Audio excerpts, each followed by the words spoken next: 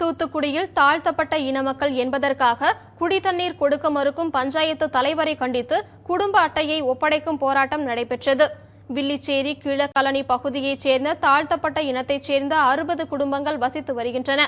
25 வருடங்களுக்கு மேலாக இந்த பகுதி மக்களுக்கு குடிநீர் வழங்கப்படுவதில்லை என்றும், இரவு நேரத்தில் அவ்வப்போது வழங்கப்படும் குடிநீரும் தற்போது நிறுத்திவிட்டதாக பொதுமக்கள் புகார் தெரிவிக்கின்றனர்.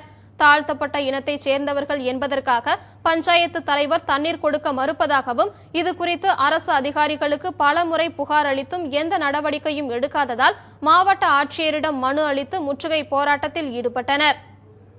தண்ணி நைட்டுக்கு தான் வரும். அது 4 பேர் தான் பிடிப்போம், மற்றவங்க பிடிக்க மாட்டாங்க. ஒரு 60 குடும்பம் இருக்கு எங்க ஊர்ல. இப்போ 3 மாதம் துப்புரவே வரல. அங்க பிரசிடென்ட் எங்க ஊருக்கு விடவே மாட்டேங்காங்க தண்ணி.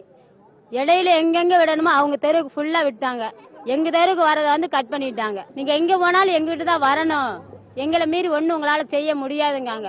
எங்களுக்கு குடியுரிமையே வேண்டாம், ரேஷன் கார்டு வேண்டாம், ஓட்டுரிமை வேண்டாம். போராட்டத்தின் போது தங்களது குடும்ப அட்டைகளை ஒப்படைக்கிறோம், தங்களுக்கு தண்ணீர் வழங்குங்கள் என்று அவர்கள் தெரிவித்தனர்.